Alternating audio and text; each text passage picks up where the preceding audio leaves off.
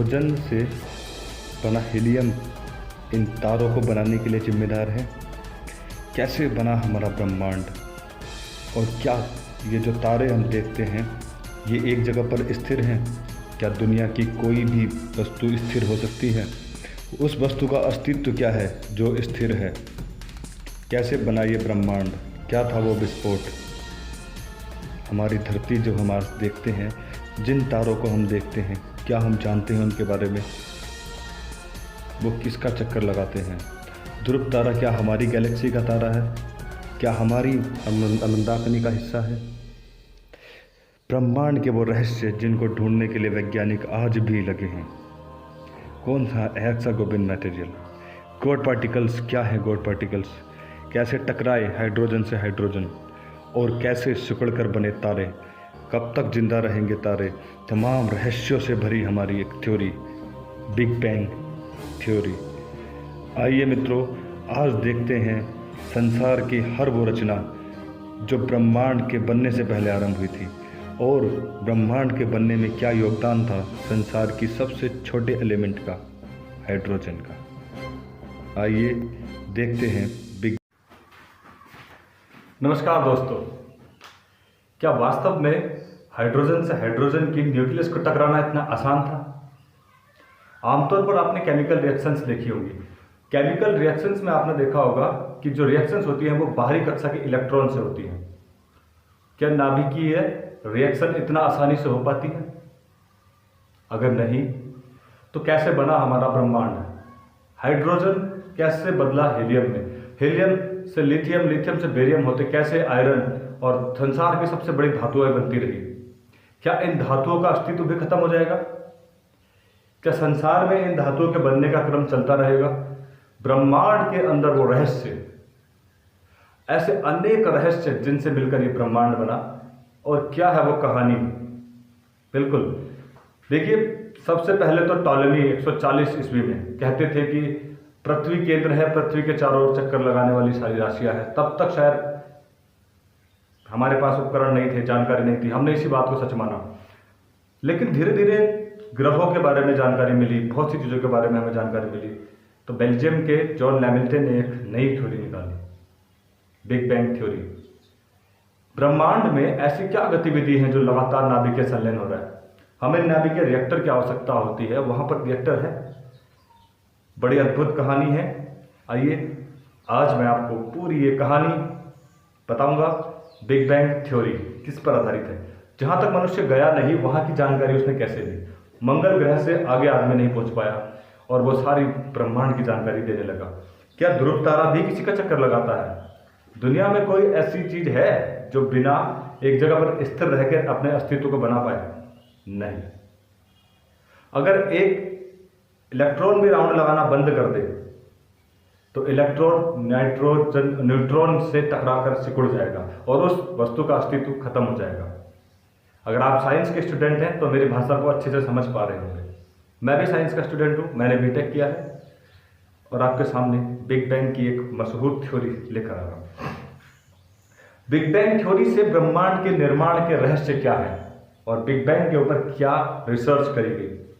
Big bang theory में एक बहुत बड़ा अग्निपिंड है। बहुत बड़ा अग्निपिंड में एक विस्फोट हुआ, विस्फोट से कई आकाशगंगाएं, अरबों आकाशगंगाओं ने जन्म लिया।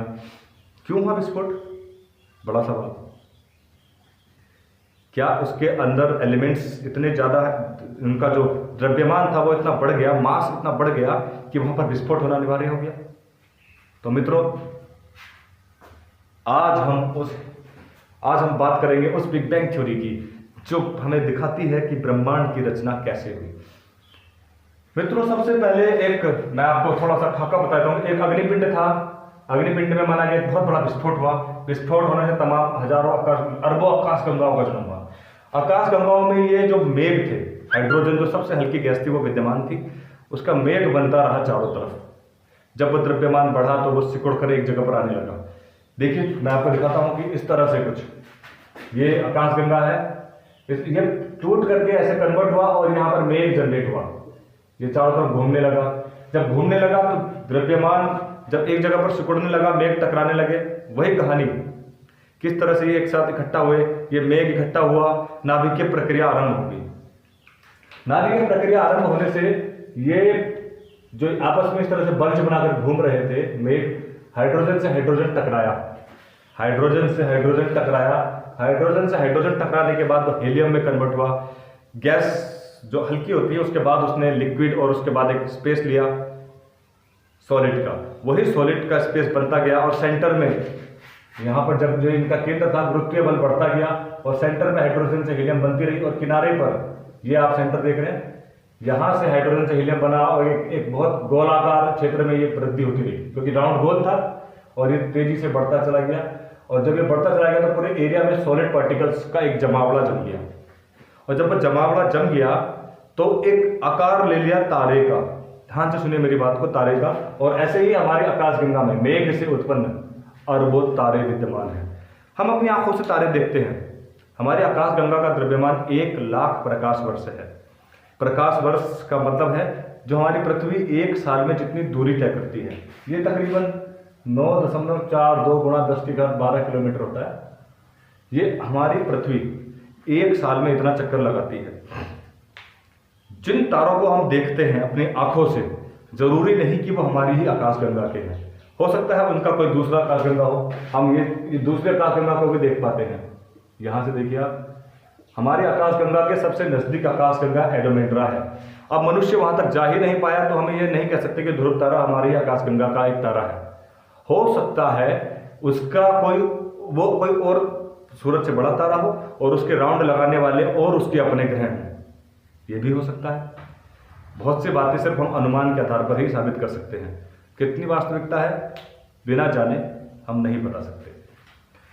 फिलहाल हम थ्योरी पर बेस्ड हैं। थ्योरी कहती है कि मेघ बने और मेघ बनने से अरबों तारे यहाँ पर जन्म लिया, हाइड्रोजन हीलियम। तो क्या ये प्रक्रिया चलती रहेगी नाभिकीय संलयन की? हाइड्रोजन से हीलियम, हीलियम से दूसरे भारी धातुएं और एक गोलाकार तारों का जन्म होता रहेगा?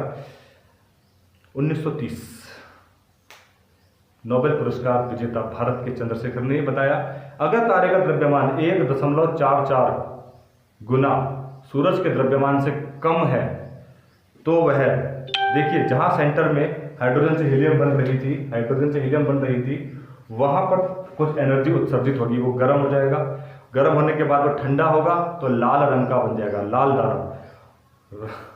लाल दानव से वो जाना जाएगा और लाल दानव के बाद वो सफेद दानव बनेगा, सफेद तारा बनेगा और सफेद तारे के बाद वो काला तारा बनकर सिकुड़ जाएगा। इन केस अगर द्रव्यमान सूरज के द्रव्यमान के 1.4 गुना से ज्यादा हुआ तब केंद्र में वो प्रक्रिया चलती रहेगी। केंद्र में देखिए हीलियम से बनेगा लिथियम, लिथियम से बेरियम, बेरियम से धातु बननी शुरू होगी और आयरन के बाद ये नाभिकीय संलयन बंद हो जाएगा, रेडिएशन बंद हो जाएगा और उसके बाद वो भारी द्रव्यमान केंद्र में जमा हो जाएंगे। जब वो केंद्र में जमा हो जाएंगे तो द्रव्यमान ज्यादा हो जाएगा 1.44 से भी, तो केंद्र में वो द्रव्यमान वहां पर नियंत्रित नहीं हो पाएगा और वो फट जाएगा और फटने के बाद चारों तरफ वो फैल जाएगा। उसको बोलते हैं सुपरनोवा विस्फोट। सुपरनोवा विस्फोट कब होगा? जब 1.44 सूरज के प्रकाश से ज्यादा द्रव्यमान सेंटर में केंद्रित हो जाएगा किसी भी तारे के, तब वो फट जाएगा और वो बन जाएगा न्यूट्रॉन तारा। जबकि जब वो फटेगा तो उसके आसपास फिर मेघ जन्म लेंगे। जो फटा हुआ हिस्सा था हीलियम का, हाइड्रोजन का जो कन्वर्ट हो रहा था, वो नए मेघों को जन्म देगा और नए तारे बनेंगे और ये न्यूट्रॉन तारा फिर से जनरेट होगा और ये सूरज से 3 गुना बड़ा हो सकता है। 3m, 3 गुना सूरज के द्रव्यमान से। आप मेरी कहानी को समझ पा रहे हैं? और वही प्रक्रिया जब तारा टूटा, तारा टूटने के बाद जब तारा देखिए अग्निपिंड से विस्फोट होकर बनी आकाशगंगाएं, अरबों आकाशगंगाएं, उन आकाशगंगाओं में बने अरबों तारे। इसी तरह से मेघ जन्म लिया। ये बल्ज होता है, चारों तरफ चक्कर लगाया जाता है, तारे भी ऐसे चक्कर लगाते हैं आकाशगंगा के। मैं आपको दिखा देता हूँ, ये आकाशगंगा बनी सर्पिल आकार और ये मेघ थे। ये मेघ से अरबों तारे बने और ये इस तरह से बल्ज राउंड लगा रहे थे। देखिए राउंड लगाना पड़ेगा। दुनिया में कोई भी चीज स्थिर नहीं हो सकती। सबसे बड़ी बात, जो भी आप तारा देख रहे हैं आप कहते हैं कि वो एक जगह पर स्थिर है, हमें एक जगह पर दिखता है। मैं कहता हूं कि उत्तर दिशा में ध्रुव तारा नजर आता है हमेशा, लेकिन हो सकता है कि वो उत्तर दिशा में हो, उसकी या तो स्पीड बहुत धीमी हो या फिर वो वहीं से वहीं राउंड लगा देता हो किसी आकाशगंगा का, उसकी आकाशगंगा दूसरी हो और उसी आकाशगंगा में वो राउंड लगा रहा हो, लेकिन दूरी की वजह से हमें वो ज़्यादा दूरी की वजह से हमें वो उत्तर दिशा में ही नज़र आता हो, ये बात ध्यान रखिए। आप कल्पना करिए कि प्रोटॉन है, आप कल्पना करिए कि आपने एक लोहे की छड़ ली, लोहे की छड़ पर आपने रस्सी बांध दिया और उस रस्सी बांधकर आपने मैग्नेट यहाँ पर रखी, ये लोहा, ये मैग्नेट। तो क्या होगा मित्रों, जब आप इसको घुमाओगे, अगर आप इसको घुमा रहे हैं तो ठीक है, ये इसके पास नहीं आएगा। अगर आप इसको घुमाना बंद कर देंगे तो मैग्नेट चिपक कर कहाँ जाएगी, लोहे के पास, यानी कि अगर ये गति ना करे तो चिपक जाएगी। दूसरी, अगर आप इसको जरूरत से ज्यादा घुमाओगे तो हो सकता है टूटकर ये बाहर चली जाए, हो सकता है टूटकर बाहर चली जाए। सेम प्रोसेस इलेक्ट्रॉन के लिए भी अप्लाई होती है। यहां पर न्यूक्लियस देख रहे हैं आप, यहां पर प्रोटॉन और इलेक्ट्रॉन होते हैं। अगर प्रोटॉन और न्यूट्रॉन, अगर इलेक्ट्रॉन राउंड ना लगाए, एक जगह पर स्थिर हो जाए, तो ये यहां पर टकरा जाएंगे, क्योंकि आपने देखा अगर घूमते रहेंगे, जैसे ये घूम रहा था तो बैलेंस बना रहेगा। अब केंद्रीय बल इनके वैद्युत बल के बराबर रहेगा। एक भी चीज ज्यादा हुई, अगर वैद्युत बल ज्यादा लगा तो ये अपनी कक्षा छोड़ के बाहर चला जाएगा, और वैद्युत बल अगर कम हुआ, ये रुक गए, तो ये सिकुड़ जाएगा। आप प्रोसेस जान रहे हैं, तो ये सिकुड़ जाएगा। ऐसे ही ग्रहों में भी अगर वो चक्कर ना लगाएं तो वो जिसका चक्कर लगा रहे हैं उसके केंद्र में आ जाएंगे, आकाश गंगा के बल्ज में आ जाएंगे। अगर वो राउंड नहीं लगाएंगे तो इस तरह से वो बल्ज में आ जाएंगे, और बल्ज में आकर के उनका अस्तित्व खत्म हो जाएगा। आप समझ पा रहे हैं? अगर कोई भी चीज राउंड लगाएगी तभी वो सर्वाइव कर पाएगी किसी भी ऑर्बिट के तहत। अगर पृथ्वी सूरज का चक्कर लगाना बंद कर दे तो पृथ्वी वहीं जाएगी, सूरज पर, सूरज से टकरा जाएगी और सूरज के उस आग के गोले में नष्ट हो जाएगी। तो मित्रों आप देखिए, हम बात कर रहे थे इस ब्रह्मांड की रचना की। आखिर कैसे नाभिकीय संलयन की प्रक्रिया हुई, आखिर नाभिक के अंदर मौजूद प्रोटॉन से कैसे टकराए, ये कैसे पॉसिबल था? European centre for research nuclear research सर्न एक आविष्कार किया उन्होंने। धरती के नीचे एक सुरंग खोदी, सुरंग के नीचे उन्होंने प्रोटॉन बीम को प्रोटॉन बीम से टकरा कर ये जानने की कोशिश करी कि क्या ऐसा संभव है, वो तापमान, शायद उसके लिए उच्च तापमान की आवश्यकता होगी, वो ब्रह्मांड में होगा, नीचे नहीं होगा। तभी मेरे ख्याल से पृथ्वी सूरज के नज़दीक आसपास ज़्यादा ग्रह नहीं है, पीछे बहुत सारा झुंड है, तो बहुत ज़्यादा टकराया होगा। टकराने के बाद उन्होंने एक नए पार्टिकल, जिसको हम गॉड पार्टिकल बोलते हैं, जो अक्सर मेघ जब मेघ बने होंगे राउंड लगाते हुए, तो मेघ हाइड्रोजन के मिलने से बने होंगे, यानी कि इनके प्रोटॉन भी आपस में मिले होंगे। जो मिले होंगे तो वहां पर गॉड पार्टिकल बनता है, गॉड पार्टिकल बन करके फिर नए पार्टिकल बनते हैं। साइंटिस्ट ने यही जानने की कोशिश की गॉड पार्टिकल का निर्माण कैसे हुआ। प्रोटॉन से प्रोटॉन टकराया और इस पूरी प्रक्रिया को लार्ज हैड्रॉन कोलाइडर कहा गया, LHC, लार्ज हैड्रॉन कोलाइडर। ये बंद कर दिया था, मेरे ख्याल से अब दोबारा स्टार्ट इसको कर दिया है। उसमें कई सारे रहस्य छुपे हैं इस गॉड पार्टिकल में, क्योंकि इसी की वजह से तो तारों का निर्माण हुआ। और यही तारा जब टूट गया, इस तारे में भी विस्फोट हुआ। जब इसके केंद्र में द्रव्यमान ज्यादा हो गया, देखिए आकाशगंगा, करोड़ों तारे, अरबों तारे ऐसे राउंड लगाते हुए, ये हमारी आकाशगंगा है, ये दूसरी एंड्रोमेडा होगी। हो सकता है ध्रुव तारा यहाँ पर हो, देखिए ध्यान से, ध्रुव तारा यहाँ पर हो और हमें उत्तर में ही नजर आ रहा हो सकता है वो ऐसे ही राउंड लगाता हो, उसकी आकाशगंगा ऐसे हो और हमें सदैव उत्तर में ही नजर आएगा हो। देखिए यहाँ से हम देख रहे हैं, चलिए हम यहाँ पर है, पृथ्वी यहाँ पर है, यहाँ से हम देख रहे हैं ये ध्रुव तारा है, तो ये उसकी आकाशगंगा है, हमें उत्तर में ही नजर आएगा, परंतु वो राउंड लगा रहा है। ये नहीं है कि ध्रुव तारा उत्तर में ही स्थिर है, स्थिर दुनिया की कोई वस्तु नहीं हो सकती। तो देखिए ये जब राउंड लगता रहा तो यहां से नाभिकीय संलयन की प्रक्रिया हुई और तारे जन्म लेते गए। इन्हीं तारों में विस्फोट हुआ और जब केंद्र से विस्फोट हुआ तो ग्रहों का जन्म हुआ। आप समझ पा रहे हैं? ग्रह, ये देखिए आप सोचिए तारा सूरज है, सूरज में विस्फोट हुआ तो ये ग्रह निकले, ये उसकी क्लास होगी। हो सकता है जो हमारे पड़ोस का हमें बड़ा तारा दिख रहा है डोव स्टार, यहाँ पर है, सूरज से भी ज्यादा चमकीला। सूरज की सबसे नजदीक तारा है प्रोक्सिमा सेंचुरी, ये लीजिए सूरज है, ये भी आकाशगंगा का इस तरह से बल्ज का राउंड लगा रहा है, ऐसे एक बल्ज। देखिए मैं फिर बड़ा कर देता हूँ, ये है आकाशगंगा हमारी, ये है सूरज। तो देखिए ये उसके नौ ग्रह हैं, यहाँ पर राउंड लगा रहे हैं, ये उसका ऑर्बिट है, ये सूरज का राउंड लगा रहे हैं और सूरज आकाशगंगा का राउंड लगा रहा है, देख रहे हैं। और ऐसे ऐसे अरबों तारे। सपोज करिए कि प्रोक्सिमा सेंचुरी सबसे नजदीक तारा, इसके अपने ग्रह हो सकते हैं, हमने तो रिसर्च करी नहीं है, अपने ग्रह सकते हैं, वो उसका राउंड लगा रहे हैं और ऐसे ही ग्रहों का चक्कर लगाने के लिए उपग्रह है। देखिए ये बहुत बड़ी प्रक्रिया है, मैं आपको इसको बड़ा करके दिखा देता हूँ एक बार। आई होप कि आप ब्रह्मांड के इस निर्माण को देख पा रहे होंगे। इस थ्योरी में आप काफी कुछ सीख जाएंगे। ये देखिए हमारी आकाशगंगा, सर्पिलाकार, मिल्की वे नाम है इसका। इस तरह से बल्ज जन्मा है ये। यहाँ पर मेघ बने, मैं जरा डार्क कर देता हूँ, ये मेघ बने। ये मेघ गुरुत्वाकर्षण बल के कारण आपस में एक दूसरे के नजदीक आए। नजदीक आने से हाइड्रोजन बना हीलियम, हीलियम से होते हुए ये आयरन तक पहुंचा, सॉलिड स्टेज बनी तो ये तारा बन गया। तारा देखिए, मेघ से बना तारा। तारा जब बना तो यहां पर एक विस्फोट हुआ। सपोज करिए सूरज बना, विस्फोट हुआ, फिर से आपने देखा सुपरनोवा विस्फोट, केंद्र में ज्यादा द्रव्यमान हुआ, ये टूट करके अलग हो गया, हिस्से हुए इसके 9, ये बने ग्रह।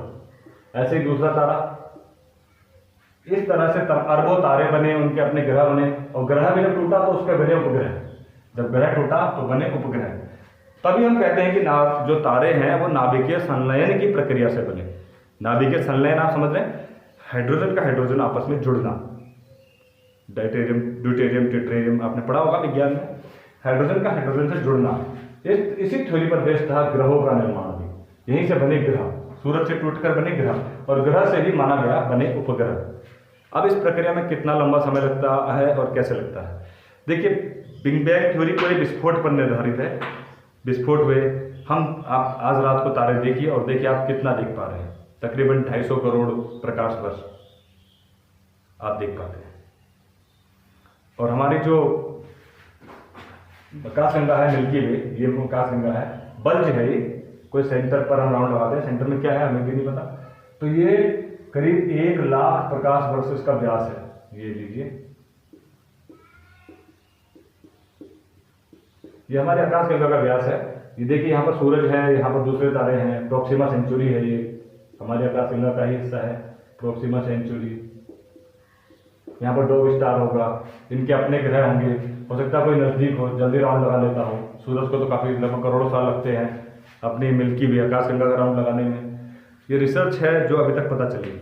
और जो हमारा मटेरियल था हिग्स बोसॉन, जिसको हम डार्क पार्टिकल बोलते हैं, जो हाइड्रोजन का हाइड्रोजन टकराने से जन्म लिया होगा, उसकी रिसर्च अभी जारी है।